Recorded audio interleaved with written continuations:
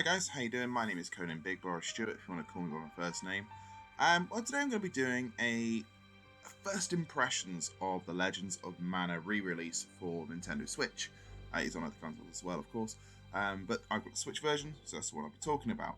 And the reason it's going to be first impressions is basically because I've been very busy at work and I've had to play this kind of like in very short bursts, so I can get some sleep. Essentially, it's one of those. I haven't got very far. I've beaten 2 bosses.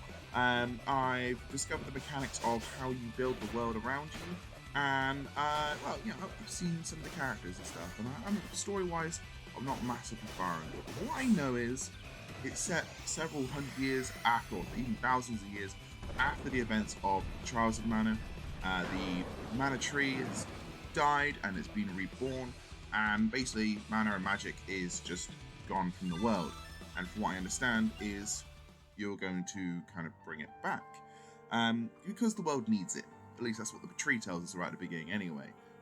You know, I suppose look at the images right now and that should tell you. But like I say, story-wise, I'm not very far into it at all. So I don't really know anything. What I've done is I've cleared a highway and I have rescued a princess. From a very, well, say from a very controlling person. I've rescued a princess from like an ice troll, and the boyfriend of said princess seems to be very controlling and a bit of an ass, and I don't really like him at all. I don't like the way he talks to her at all. So if I could avoid having him in a party, I will. But talking about parties, so in previous Mana games, you had a party of 3 every time. So in Legend of Mana and Trials of Mana and Secret of Mana, sorry, you had a party of 3 each time.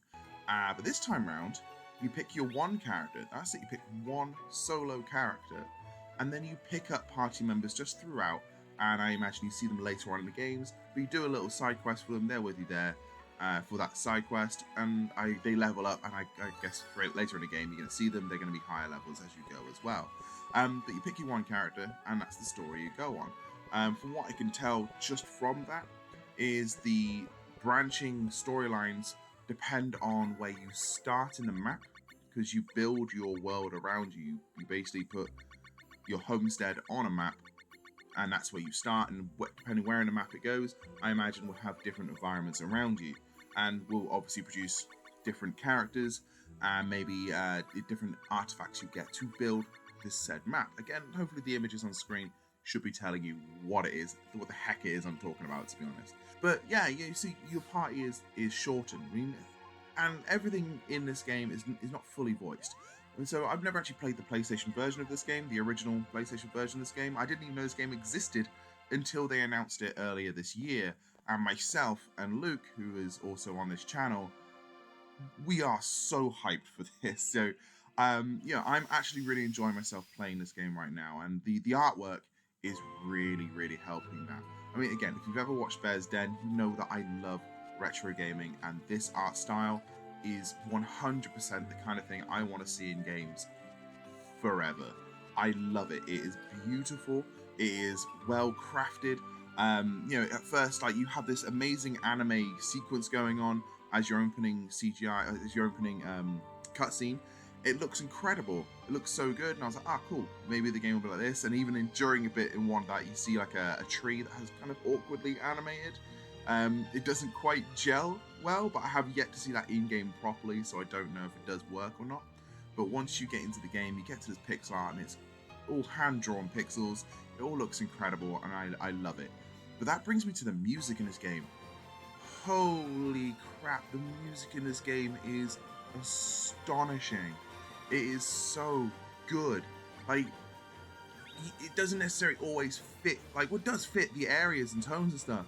But when you know a boss battle's coming up, you know a boss battle's coming up. When you're just kind of around, generally going around town, so if you've got this really amazing little tune going on, that will just stick in your head, the same as it did with Trials and Secret of Mana and all this kind of thing as well. And it was just, the music, as always in this game series, as always in pretty much any Square Enix game, is top tier. It is so, so good. Underneath this video, you're probably going to be hearing some of these tracks.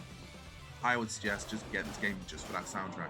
It is amazing. It really is amazing. And again, I am maybe 2 hours into the game. That is it. Talking about the time I spent in the game, actually, it took a long time for me to kind of get to any battles. I remember in Trials, I was pretty much in a battle straight away. In Secret of Mana again, I was in battle straight away. I was already fighting people, but it took me about 45-50 minutes to finally get to a place where I could actually, you know, have battles and level up my character as much as I could. All that time beforehand, I was kind of wandering around, and I kind of got lost. I didn't realize that the artifact's given to you. So I met this bunny guy. I can't remember his name, so apologize. And he goes, yeah, okay, we'll go on a thing. If you clear the road for me, I'll make you rich. I'm like, yeah, okay, fair enough, that'll do. I always need some money in games. So we go along. We go to the place that he wants us to go see this giant talking teapot, which honestly is this teapot is incredible. Is clearly written. It's supposed to be properly English, and I couldn't have like this. Could not have this voice. Like, oh, poor blimey. Oh, yeah, we want some money and all that. Oh. And just that kind of voice was in my head whilst I was reading that text, and I just could not have it, and it just had me in stitches. But anyway, eventually this bunny dude kind of offers this teapot a wheel. And he's like, oh, it's a magical wheel, you know? And he's like, oh, no, I can't afford it. So, you know, oh, fine, I'll give it to Big Bear, which is the character name I chose for my character. Yeah, and, you know, that turns out that's one of the levels or the areas that you can do. But I didn't realize for a good 15 or so minutes getting frustrated that I didn't know where I was going or even how to get to the next place until I accidentally went onto the world map. I say accidentally, I forced myself back onto the world map. And I noticed the artifact in the corner. I was like, "Oh, right, yeah, that makes sense." So, you know, the game does explain this to you straight away, but whether or not you retain that information is kind of up to you, really. So, you know, there's that. But yeah, I mean, what can I say? I mean, the game's also got 2-player, so you can play with somebody else, fully controlling a secondary character. They can jump in and out. They can even have their own game saves and have so they can have, like, from what I understand within the game, is have their own game saves, and those will import their stats for those characters. So if they play through the game, say 100 hours, I have no idea if that game's going to be that long, but they play for 100 hours and leveled up their character that much, when they come through and play those particular characters, I think they're going to be leveled up the same way as well, which is really cool. I remember Secret of Mana being multiplayer, and I've not had a chance to play it. This game looks incredible. I really do hope that I will be able to sit down with my other half and we get to play this little RPG game together. You know, it'd be really fun. I totally forgot to mention, there was a few things I was having issues with, and I think part of it might be my Joy-Con drift. I think my Joy-Cons might be giving up the ghost, which not happy about, let's put it that way. But there were a few things just controlling the character. When you kind of moving around, you can use the D-pad, or the stick, and I'd find that I think he only moves on like a 4-axis basis. So you find yourself getting stuck in between characters or in between environments. Not all the environments are clear that you can interact with. You know, there's just a few little things like that, but nothing that's game breaking. Nothing that's even going to really annoy me throughout the entire game at all. I just literally at one point I was like, stop getting stuck, and that was pretty much it. But yeah, as I say, pretty much everything about this game so far in the first few hours that I've played is getting a big thumbs up from me. That is my initial look at Legends of Mana. I will be doing a full review at some point. You'll be getting a first impressions written review as well. You know, again, with more details kind of written down about what I thought about this game.